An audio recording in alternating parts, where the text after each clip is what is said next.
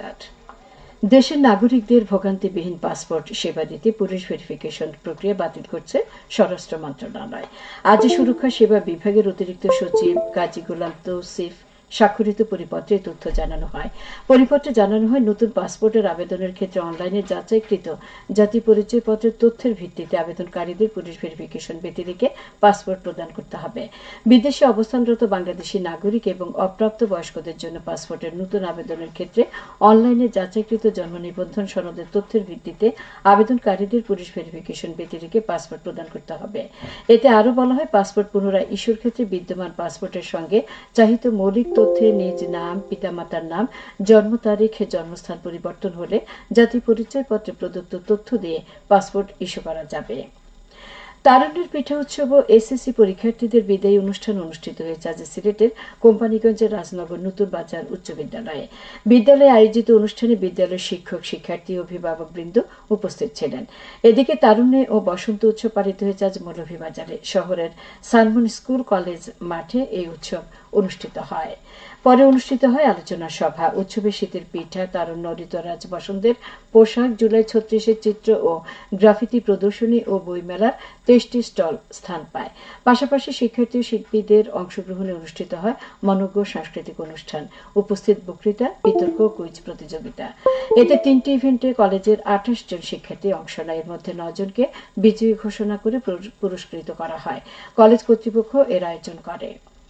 শহীদ দিবস ও আন্তর্জাতিক মাতৃভাষা দিবস উদযাপন উপলক্ষে প্রস্তুতিমূলক সভা অনুষ্ঠিত হয়েছে আজ সিলেটের জৈন্তাপুরে। উপজেলা নির্বাহী কর্মকর্তা দপ্তরের প্রস্তুতি সভা অনুষ্ঠিত হয়েছে। সভায় দিবসটি যথাযোগ্য মর্যাদায় পালনের সিদ্ধান্ত গ্রহণ করা হয়। উপজেলা প্রশাসন এর আয়োজন করে। এদিকে এই উপলক্ষে গোলাপগঞ্জে প্রস্তুতিমূলক সভা অনুষ্ঠিত হয়েছে। উপজেলা কনফারেন্স হলে অনুষ্ঠিত সভায় বিভিন্ন এনজিও প্রতিনিধি, শিক্ষক ও ছাত্র প্রতিনিধি উপস্থিত ছিলেন। এ সময় সভায় বিভিন্ন দিক নির্দেশনা দেওয়া হয়। উপজেলা প্রশাসনের উদ্যোগে এই সভা অনুষ্ঠিত হয়।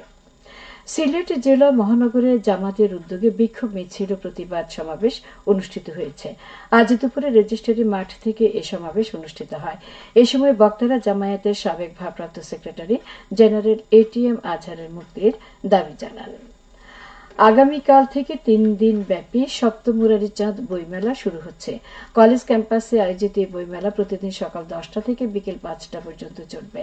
এই মেলার বিভিন্ন পর্বে থাকবে একক ও দলীয় সাংস্কৃতিক পরিবেশনা।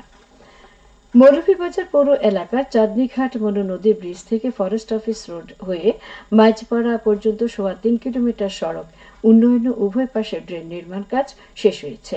এতে ব্যয় হয়েছে প্রায় 3 কোটি টাকা। প্রকল্পের আওতায় 4টি কালভার্ড, 288 মিটার ড্রেন নির্মাণ, মাটি ভরাট, সড়ক প্রশস্তকরণ, আরসিসি ঢালাই, পিচ সহ আনুষঙ্গিক কাজ অন্তর্ভুক্ত ছিল। তৃতীয় নগর উন্নয়ন প্রকল্পের আওতায় পৌর প্রকৌশল অধিদপ্তর প্রকল্পটি বাস্তবায়ন করে। এবারে শুনুন কৃষি সংবাদ। ধানের চেয়ে অধিক ফলন হওয়ায় সুনামগঞ্জে কৃষকদের আগ্রহ বেড়েছে ভুট্টা চাষে। জেলায় এবার 823 হেক্টর জমিতে ভুট্টা চাষ করা হয়েছে, যার উৎপাদনের লক্ষ্যমাত্রা নির্ধারণ করা হয়েছে 7,000 মেট্রিক টন। গত বছর জেলার 611 হেক্টর জমিতে ভুট্টা চাষ করা হয়েছিল। আবহাওয়া অনুকূলে থাকলে চলতি মৌসুমে ভুট্টার বাম্পার ফলন এবং দামও ভালো পাওয়ার আশা করছেন কৃষকরা। জেলা কৃষি সম্প্রসারণ অধিদপ্তর সূত্রে জানা গেছে, এবছর লক্ষ্যমাত্রার চেয়ে 611 হেক্টর বেশি জমিতে আবাদ হয়েছে ভুট্টা। জেলায় ডিসেম্বর মাসের প্রথম সপ্তাহ থেকে ভুট্টা বপন শুরু হয়ে চলে জানুয়ারি মাসের মাঝামাঝি পর্যন্ত। সংগ্রহ শুরু হয় এপ্রিলের শুরু থেকে পুরো এপ্রিল মাস পর্যন্ত। ভুট্টা বপনের 4.5 মাসের মধ্যে সংগ্রহ করতে পারেন কৃষকরা, যা বোরো ধানের চেয়ে কমপক্ষে 20 থেকে 25 দিন আগে ভুট্টা সংগ্রহ করা যায় এবং প্রাকৃতিক দুর্যোগ অনেকটা এড়ানো যায়। খেলার খবর, ক্রিকেট। তারুণ্যের উৎসব উদযাপন উপলক্ষে সিলেটে আজ অনুষ্ঠিত হয়েছে সিক্সার্স ও T10 টুর্নামেন্ট।